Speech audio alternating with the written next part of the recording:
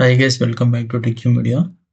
ఈ సెషన్లో ఫామ్ హ్యాండ్లింగ్లో కంట్రోల్డ్ వర్సెస్ అన్‌కంట్రోల్డ్ కాంపోనెంట్స్ గురించి డిస్కస్ చేద్దాము.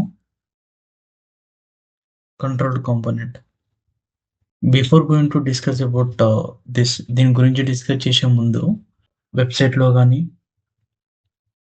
మొబైల్ అప్లికేషన్‌లో గానీ ఎక్కడైనా సరే ఒక సాఫ్ట్‌వేర్‌లో ఒక ఫామ్ పెట్టడం అనేది చాలా ఇంపార్టెంట్ రోల్‌ని ప్లే చేస్తది. ఫర్ ఎగ్జాంపుల్ ఒక జాబ్ అప్లికేషన్ తీసుకుందాం. There are bunch of different fields. Like వాళ్ళ ఎక్స్‌పీరియన్స్‌ని యాడ్ చేసుకోవాలి. సో, ఎక్స్‌పీరియన్స్‌ని యాడ్ చేసుకునేటప్పుడు మనం ఒక యాడ్ బటన్ పెడతాం. వాళ్ళ కంపెనీ లిస్ట్ మొత్తం మనం ఫార్మ్‌లో ఫిలప్ చేసుకోవాలంటే మనం ఖచ్చితంగా యాడ్ బటన్ పెడతాం. సో, యాడ్ మీద క్లిక్ చేస్తుంటే ఒక జాబ్ ఫీల్డ్‌కి ఉన్నది మళ్ళీ ఇంకొకటి ఎక్స్‌టెండ్ అయితూ ఉంటది. ఒక్కొక్కటి ఎక్స్‌ట్రాగా యాడ్ అవుతూ ఉంటాయి. ఇలాంటి చాలా పెద్ద ఫార్మ్స్‌ని మనం స్టేట్ మెయింటైన్ చేసుకోవాలంటే చాలా టైం అయితే పడతది. అండ్ బాయిలర్ కోడ్ కూడా చాలా ఎక్కువగా ఉంటది. ఓకే. సో, ఈ సెషన్‌లే కాదు, నెక్స్ట్ వచ్చే సెషన్‌లో కూడా అట్ ది ఎండ్‌లో మీరు ఖచ్చితంగా చాలా పెద్ద ఫార్మ్‌ని కూడా మీరు డెవలప్ చేసేలాగా, మీరు ఒక హ్యాండిల్ చేసేలాగా నేను చెప్తాను. ఓకే. Controlled component. ఇన్‌పుట్‌లో యూజర్ అనేవాడు ఎంటర్ చేస్తా ఉంటాడు. సో, మనం ఏం చేస్తాం? ఆ ఎంటర్ చేసిన డేటాని ఎక్కడనో ఒక దగ్గర టెంపరరీగా పెట్టాలి. సో, నేనేం చేశానంటే టెంపరరీగా ఒక యూజ్ స్టేట్‌లో పెట్టాననుకోండి. యూజ్ స్టేట్‌లో పెడితే మనకేంటి, ఇక్కడ చూడండి. సో, ఇక్కడ ఒక ఇన్‌పుట్ ఫీల్డ్ ఉంది. ఇక్కడ ఆన్ చేంజ్‌లో నేనేం చేశాను, సెట్ ఈమెయిల్‌తోని ఈమెయిల్‌లో పెట్టేశాను. అంటే యూజ్ స్టేట్ అనేది యూజ్ చేశాను. సో, యూజ్ స్టేట్ యూజ్ చేస్తే అది రియాక్ట్ స్టేట్ గదా! So, the state which is maintained by the react of a input field. ఒక ఇన్‌పుట్ మీద రియాక్ట్ స్టేట్ అనేది ఉంటే దాన్ని కంట్రోల్డ్ కాంపోనెంట్ అంటారు. ఒక ఈమెయిల్ ఉంది అండ్ ఆల్సో పాస్‌వర్డ్ ఉంది. సో, నేను ఆన్ చేంజ్ చేస్తున్నప్పుడు ఆన్ చేంజ్ అనేది ఒక ఈవెంట్ హ్యాండ్లర్. సో, వచ్చిన ఈ ఇన్‌పుట్‌లోకి వచ్చిన డేటా అంతా ఈ ఈవెంట్‌లోకెళ్తది. So, event dot target dot వాల్యూలో మనకి ఎంటర్ చేసిన డేటా అనేది వస్తది. So, event dot target dot value ఉంది కదా! సో, అది. సో, దీన్నేం చేస్తున్నాను, యూజర్ ఎంటర్ చేసిన డేటాని సెట్ ఈమెయిల్‌లో పెట్టాను. సెట్ ఈమెయిల్ అంటే ఇక్కడ ఉంది కదా! సో, యూజ్ స్టేట్‌లో సెట్ ఈమెయిల్‌ని యూజ్ చేసుకొని ఈమెయిల్‌ని అప్డేట్ చేసింది. ఓకే. సెట్ ఈమెయిల్‌ని యూజ్ చేసుకొని ఈమెయిల్‌ని అప్డేట్ చేసింది. సో, ఈ ఈమెయిల్ అప్డేట్ అవుతుంది కదా! ఇక్కడ నేను చూడండి, వాల్యూ కింద ఈమెయిల్ పెట్టాను. ఓకే. అండ్ ఆల్సో నేనిక్కడ ఒక వాలిడేషన్ పెట్టాను. ఆన్ సబ్మిట్ మీద చేసినప్పుడు ఇక్కడ type is equal to button ఉంది కదా! సో, ఈ లాగిన్ మీద క్లిక్ చేసినప్పుడు ఈ ఫార్మ్‌లో ఉన్న ఆన్ సబ్మిట్ కాల్ అవుతది. ఓకే. సో, ఈ ఆన్ సబ్మిట్‌లో హ్యాండిల్ సబ్మిట్ ఉంది. అంటే ఇక్కడ ఉంది ఫంక్షన్ డిక్లరేషన్. సో, దీంట్లో ఒక ఈవెంట్ వచ్చింది. అండ్ ప్రివెంట్ డిఫాల్ట్ అంటే మనకి వాల్యూస్ ఇన్ కేస్ మిస్ అవ్వకుండా ప్రివెంట్ చేస్తున్నాను ఈవెంట్‌లన్నిటిని. అండ్ ఇక్కడ ఒక చెక్ ఉంది చూడండి. ఈమెయిల్ డాట్ ఇంక్లూడ్స్ అంటే దాని లోపల లేదనుకోండి. నేనేం చేస్తున్నాను, సెట్ ఎర్రర్‌లోకి ఇంకొక ఎర్రర్ స్టేట్ తీసుకున్నాను కదా! సో, దాంట్లోకి నేనేం పంపించానంటే ఇన్వాలిడ్ ఈమెయిల్ ఫార్మాట్ అనేది పంపించాను. అండ్ ఈ ఈమెయిల్‌ని, ఈ ఎర్రర్‌ని నేనిక్కడ చూపెట్టాను. ఓకే. సో, ఇక్కడ వాలిడేషన్ అవుతుంది. అండ్ ఆల్సో మనకి స్టేట్ అప్‌డేట్ అవుతుంది. అండ్ వాల్యూ ఇక్కడొచ్చేస్తుంది. ఓకే. సో, ఈ థింగ్స్ అనేది చాలా ఇంపార్టెంట్. ఫస్ట్ ఏంటి, వేరియబుల్ డిక్లరేషన్ చేసుకోవాలి. అండ్ ఆ వేరియబుల్‌ని మనం ఒక ఇన్‌పుట్ ఫీల్డ్‌కి అసైన్ చేసుకోవాలి వాల్యూ లాగా. అండ్ ఆన్ చేంజ్ అయితున్నప్పుడు సెట్ ఈమెయిల్‌ని యూజ్ చేసుకొని ఈమెయిల్‌ని అప్డేట్ చేసుకోవాలి. సో, ఆటోమేటిక్‌గా ఇది ఈమెయిల్ అప్డేట్ అవుతుంది కాబట్టి ఆ వాల్యూలో ఈమెయిల్ కూడా అప్డేట్ అవుతుందని దాని మీనింగ్. ఓకే. సో, అది కంట్రోల్డ్ కాంపోనెంట్. అండ్ మీకు అన్‌కంట్రోల్డ్ చెప్తే ఇంకా ఈజీగా అర్థమవుతది. Uncontrolled component. సో, నేనేం చెప్పాను, యూజ్ స్టేట్‌లో మీకు ఆల్రెడీ తెలుసు. ఇన్ ద ప్రీవియస్ వీడియోస్‌లో నేను చెప్పాను యూజ్ స్టేట్ గురించి. సో, యూజ్ స్టేట్‌లో ఏమైనా వాల్యూ చేంజ్ అయితుందనుకోండి, కాంపోనెంట్ అంతా రెండర్ అవుతది. సో, ఇక్కడ ఓన్లీ 2 ఫీల్డ్స్ ఉన్నాయి కాబట్టి ఓకే. ఈమెయిల్, పాస్‌వర్డ్ అని. నాకొక 50-100 ఫీల్డ్స్ ఉన్నాయనుకోండి. అప్పుడేమవుతది, ఒక్క ఫీల్డ్ చేంజ్ చేస్తుంటే కాంపోనెంట్ అంతా రెండర్ అయిపోయి అంటే 50 టైమ్స్ అది పర్ సెకండ్ మనం టకటక ఎంటర్ చేస్తుంటే అన్ని సార్లు రెండర్ అయితుందని దాని మీనింగ్. సో, పర్‌ఫార్మెన్స్ అయితే ఖచ్చితంగా ఆప్టిమైజ్ చేసుకోవాల్సిన అవసరం అయితే ఉంటది. ఓకే. సో, రీ రెండర్ అవ్వద్దు. ఆల్సో అలాంటి టైంలో ఏం చేస్తామంటే డీబౌన్సింగ్ పెడతాం.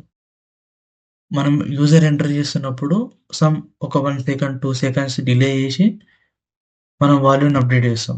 సో, దానివల్ల రీ రెండర్ అనేది తక్కువ చేసుకోవచ్చు. అండ్ ఇలా చేస్తే మాత్రం బాయిలర్ కూడా ఎక్కువగా ఉంటుంది. అండ్ కమింగ్ టు అన్‌కంట్రోల్‌లోకొచ్చాక నేను ఒక ఫార్మ్ ఫీల్డ్ తీసుకున్నా. ఇన్‌పుట్ అని తీసుకున్నాను గదా! సో, ఇక్కడ నేను రెఫ్‌తోని ఫైల్ ఇన్‌పుట్ రెఫ్ అని పెట్టాను.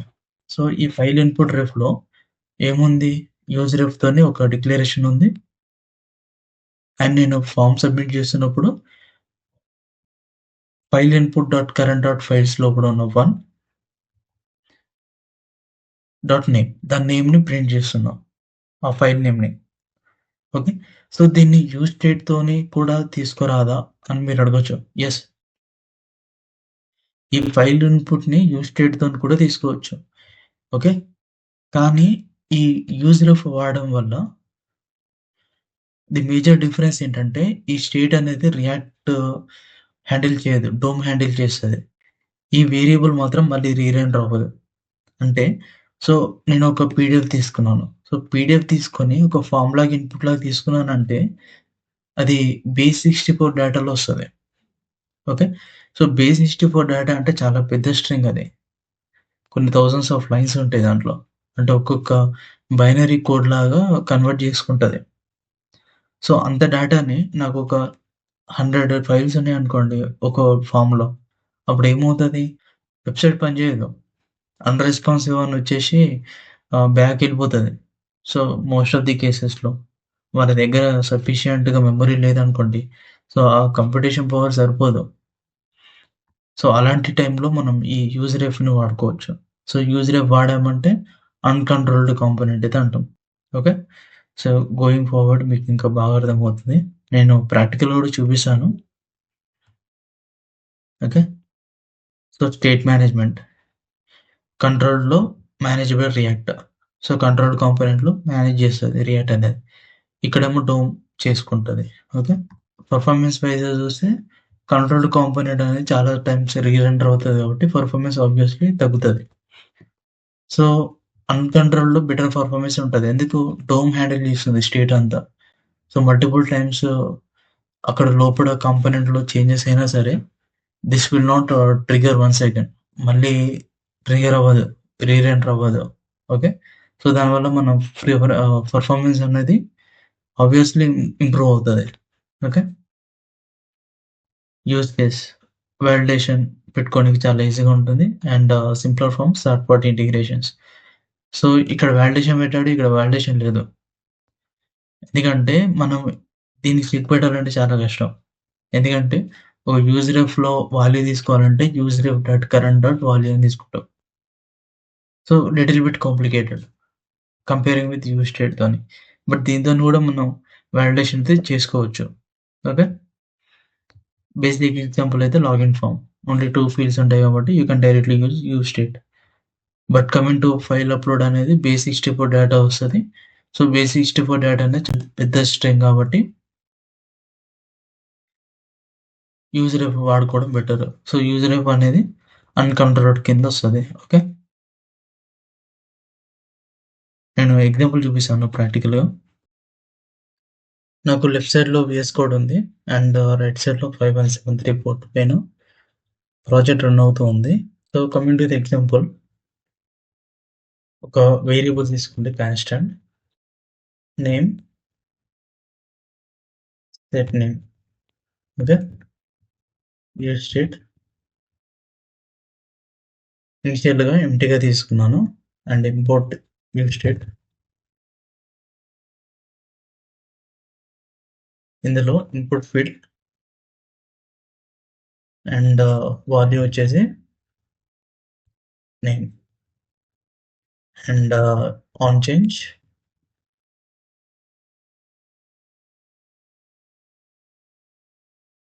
arrow function. In the arrow function, I'm going to write event టెక్ నేమ్‌ని యూజ్ చేసుకొని event dot target dot volume. Okay.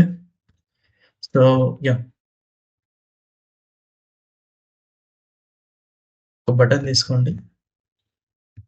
And when on click on this, on click చేసినప్పుడు హ్యాండిల్ సబ్మిట్ అనే ఒక ఫంక్షన్‌ని call చేసుకుంటున్నాను. Constant handle submit. సో చాలా different ways ఉంటాయి. ఇది కంట్రోల్డ్ కాంపోనెంట్‌కి example. Okay. Yeah! console.log name and submit button కదా. ఓకే. సో ఇన్స్పెక్ట్ చేసుకోండి. ఇందులో నేను ఒక నేమ్ ఎంటర్ చేస్తున్నా. టెక్జూమ్ మీడియా. ఓకే. సో నేను ఇప్పుడు ఏం చేస్తున్నానంటే సబ్మిట్ చేస్తున్నాను అనుకోండి. ఇక్కడ హ్యాండిల్ సబ్మిట్‌లోకి వచ్చేసి console.log నేమ్ వచ్చేస్తది. ఇక్కడ నేమ్ ప్రింట్ అవుతది. టెక్జూమ్ మీడియా అని. ఓకే. అయిందా? ఓకే. సో ఇలాంటి ఒక ఇన్‌పుట్ ఫీల్డ్‌ని యూజ్ స్టేట్‌తోని హ్యాండిల్ చేసే కంట్రోల్డ్ కాంపోనెంట్. ఓకే. ఒకవేళ నేనేం చేశాను, ఇప్పుడు ఈ వాల్యూ లేదు. అండ్ ఇంకొకటి చూపిస్తాను మీకు. ఇప్పుడు ఏం చేస్తున్నానంటే ఈ కన్సోల్ డాట్ బయట పెట్టాను. ఫంక్షన్ బయట. సో ఈ కాంపోనెంట్ రెండర్ అవుతుందా లేదా అని మీకు చూపిస్తాను. నేను ఇక్కడ ఏం చేస్తున్నానంటే ఒక్కొక్క లెటర్ టైప్ చేస్తుంటే ఈ నేమ్ అనేది ప్రింట్ అవుతది. ఓకే. చూసారా కింద? ఇక్కడ వచ్చేస్తుంది కదా. అంటే దాని మీనింగ్ ఏంటంటే కాంపోనెంట్ మళ్ళీ మౌంట్ అవుతుందని. ఓకే. అంటే రీరెండర్ అయితుంది. సో ఇలానే ఒక 1000 ఫీల్డ్స్ ఉన్నాయనుకోండి. ఒక 100 ఫీల్డ్స్ ఉన్నాయనుకోండి. ఇప్పుడేమవుతది? నేను ఇక్కడ ఏ అని కొడితే ఆ 100 ఫీల్డ్స్ మళ్ళీ కాల్ అయిపోయి మళ్ళీ రెండర్ అయిపోతాయి అవి గూడా. దానివల్ల పెర్ఫార్మన్స్ ఇష్యూస్ వస్తాయి. అండ్ నౌ సో దీనినే ఏం చేశానంటే వాల్యూ తీసేశాను. అండ్ ఆన్ చేంజ్ కూడా తీసేశాను. జస్ట్ నేనేంటంటే రెఫ్ ఇస్తున్నాను. ఇన్పుట్ రెఫ్ అని. Okay. And delete this. Constant input ref is equal to use ref. By డిఫాల్ట్‌గా నల్ ఇచ్చుకోండి. అండ్ వెన్ సబ్మిట్ చేసినప్పుడు input ref dot current dot value. Input ref dot current dot value చేసుకున్నప్పుడు టెక్జూమ్ media. ఇప్పుడు నేను enter చేశానంటే same console out అవుతది. Input రెఫ్‌లో current లోపల value మనం ఎంటర్ చేసిన డేటా అక్కడికి వెళ్తది. సో దాన్ని నేను కన్సోల్ అవుట్ చేస్తున్నా. సో చూసారా? ఇలా. సో నేను ఇప్పుడు ఇక్కడ ఇన్పుట్ రెఫ్‌లో ఉన్నది బయట కన్సోల్ చేశాను. console.log input ref dot current dot value కదా. సో లాస్ట్ టైమ్ ఏమైంది? నేను ఒక్కొక్కసారి వాల్యూ చేంజ్ చేస్తుంటే console.log వచ్చేసింది. వెన్ ఐఎమ్ యూజింగ్ యూజ్ స్టేట్‌తోని యూజ్ చేస్తున్నప్పుడు. ఇన్పుట్ రెఫ్‌తోని చేస్తున్నప్పుడు అలా అవ్వదు. సో నల్ తీసేసి ఎంప్టీ పెట్టండి.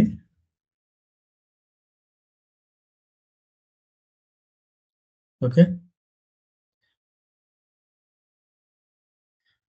నేనేం చేస్తున్నానంటే ఒక వాల్యూ ఎంటర్ చేస్తున్నా.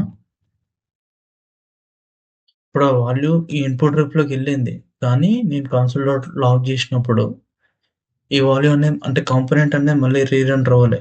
రీరెండర్ అయిందనుకోండి ఇక్కడ చూపిస్తది. యూజ్ స్టేట్‌తోని చూపించినప్పుడు ఎలా ఉందో అలా ఉంటుంది. సో యూజ్ రెఫ్ వాడినప్పుడు మనకి కాంపోనెంట్ అనేది మౌంట్ అవ్వలేదు. రియాక్ట్ డోమ్‌లో ఆ వాల్యూ స్టోర్ అయ్యి ఉంది. మామూలుగా ఈ కాంపోనెంట్ అనేది హ్యాండిల్ చేయట్లేదు అది. కాంపోనెంట్ హ్యాండిల్ చేయట్లేదు. డోమ్ హ్యాండిల్ చేస్తుంది ఆ స్టేట్‌ని. సో, దాన్నేమంటారంటే అన్‌కంట్రోల్డ్ కాంపోనెంట్ అంటారు. ఓకే. సో, చాలా సింపుల్. రెఫ్ ఉందనుకోండి అన్‌కంట్రోల్డ్ అండ్ యూజ్ స్టేట్ ఉంటే మాత్రం అది controlled. Okay. So, that is the difference. And ఈ సెషన్‌లో ఇంకా అడ్వాన్స్‌డ్ టాపిక్స్ అయితే నేను చెప్పాలనుకోవట్లేదు.